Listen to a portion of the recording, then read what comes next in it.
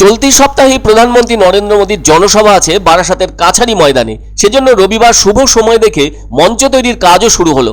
এদিন মঞ্চ তৈরি উপলক্ষে খুঁটি পুজো করলেন বিজেপির বারাসাত সাংগঠনিক জেলা নেতৃত্ব।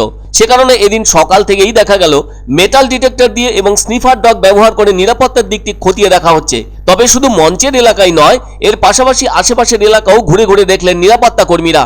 তবে নিশ্চিত নিরাপত্তার বিষয়টি এদিন বিকেলের দিকে বারাসাতের কাছারি ময়দান থেকে তুলে দেওয়া হয় প্রধানমন্ত্রীর বিশেষ নিরাপত্তা বিষয়ক দপ্তর স্পেশাল প্রোটেকশন গ্রুপের হাতে।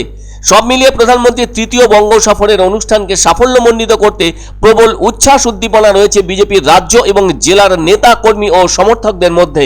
আসলে নারী দিবসকে বেছে নেওয়া হয়েছে, কেননা 8ই মার্চ আন্তর্জাতিক নারী দিবস।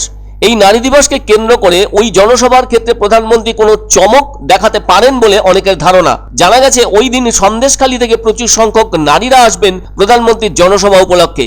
এবছর অবশ্য আন্তর্জাতিক নারী দিবসের থিম রয়েছে ইন্সপায়ার ইনক্লুশন। উদ্দেশ্য হলো আমাদের অনুপ্রাণিত করা, যাতে আমরা একটি উন্নত বিশ্ব গঠন করতে পারি। সে যাই হোক না কেন, ওই দিন সভা করতে বঙ্গে আসছেন প্রধানমন্ত্রী। বোঝাই যাচ্ছে 18তম লোকসভা নির্বাচনকে মাথায় রেখে বিজেপির কেন্দ্রীয় নেতৃত্ব যেন পশ্চিমবঙ্গকে পাখির চোখ হিসেবে দেখছেন। গেরুয়া শিবিরের প্রধান কাণ্ডারি নরেন্দ্র মোদীর কাছেও দিনটির বিশেষ তাৎপর্য আছে বলে মনে করা হচ্ছে। তবে 1 মার্চ ও 2রা মার্চ প্রধানমন্ত্রীর দুদিনের বঙ্গ সফরে সন্দেশখালী প্রসঙ্গে অনেক কথাই খরচ করেছেন তিনি। এছাড়া প্রধানমন্ত্রী রাজ্য সরকারকেও কটাক্ষ করেছেন নানাভাবে।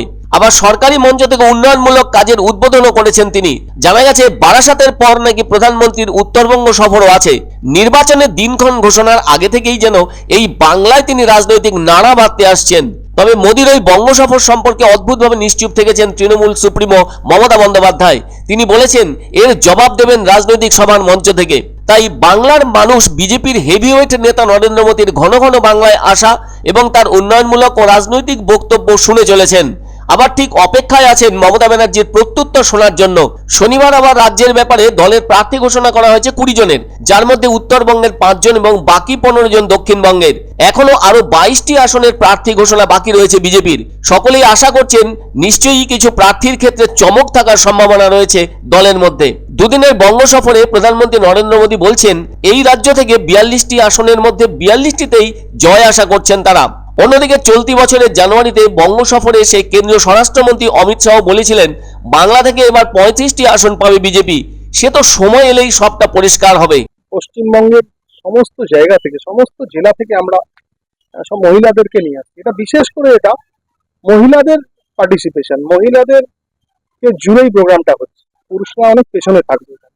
এবং যেহেতু 8 তারিখ আন্তর্জাতিক নারী দিবস, তার জন্য সেটাকে উদ্দেশ্য করে প্রধানমন্ত্রী সারা দেশে মাত্র কয়েকটা সভা করছে। তার জন্য মধ্যে বারাসাত একটা। আমরা অনেক সৌভাগ্যবান, উনি এখানে এই অনুষ্ঠানটা করবেন এবং মাতৃশক্তিকে নিয়েই এটা করবেন।